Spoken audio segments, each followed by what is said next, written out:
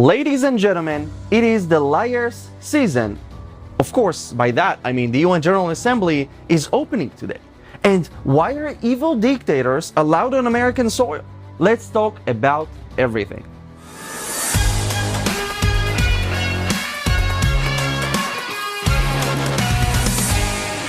First off, Ibrahim Raisi, the president of Iran, has landed in New York City for the General Assembly. Now, folks, let's be real. This is the same guy whose regime is responsible for crimes against humanity in Iran. And guess what? He's being protected by the US Secret Service, funded by, yes, you guessed it, American taxpayers. How is that acceptable?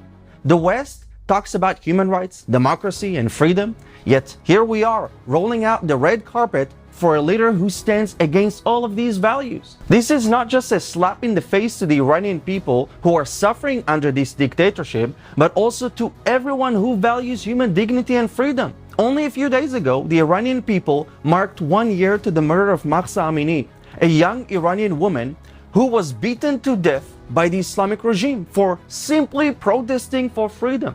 Raisi took away her freedom of expression forever. And here, at the UN, he is given freedom of expression anytime he likes. I stand with the Iranian people, the ones who are yearning for freedom, justice, and a government that actually respects human dignity. The hypocrisy of Western leaders in this situation is glaring. They claim to champion human rights and democratic values, and yet they're willing to turn a blind eye to a dictator like Raisi. I call on you as well to support and stand with the Iranian people. They are not our enemy. Next up, we have Mahmoud Abbas, who is in the 19th year of his 4-year term as Palestinian president. Yes, you heard that right. 19th year of a 4-year term. So much for Palestinian democracy, right? This man recently claimed that Hitler wasn't an anti-Semite and that he killed Jews because of their money dealings. إن هتلر قتل اليهود لأنهم يهود وأن أوروبا تكره اليهود لأنهم يهود. لا، شرحت بالضبط وقال إنه اليهود يعني حارب اليهود لأنهم كانوا يعملون على أساس. This is not just historically wrong, it's absurd and deeply offensive. Let's be clear. Abbas is perpetrating a dangerous lie that fuels hatred and division. He is yet again another Holocaust denier who will be granted the floor at the UN. As someone who stands for truth and against anti-Semitism, I cannot allow such false statements to go unchallenged. Mahmoud Abbas, who claims to be a proponent of peace, would rather take a 10-hour flight to the UN General Assembly to deliver an empty speech about peace than to drive 30 minutes from Ramallah to Jerusalem for actual peace negotiations. The irony here is staggering.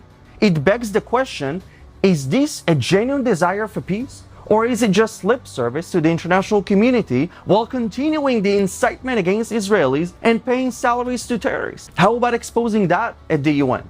So when Abbas steps onto that UN stage and talks, remember that actions speak louder than words. If he was truly committed to peace, he wouldn't be wasting time in New York. He'd be sitting at the negotiating table in Jerusalem.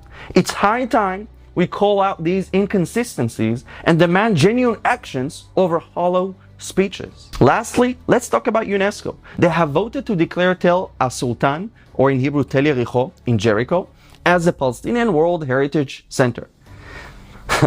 Jericho is one of the oldest continually inhabited cities on earth, with its first settlement estimated to be around 9500 BC. Here's the thing, the term Palestinian wasn't even in use back then. It didn't exist. In fact, during the British Mandate, both Jews and Arabs living in the area were called Palestinians. But history shows that we, the Jewish people, have had a connection to this land for thousands of years. And the Palestinian connection?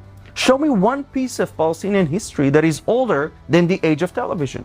This move by UNESCO is nothing but a cynical attempt to rewrite history and delegitimize Israel's rich cultural and historical heritage. It's a spit in the face to anyone who values truth and history. But unfortunately, we cannot expect anything from a body that has long lost its credibility, a body where truth and justice are not a requirement, but in fact a rare ingredient.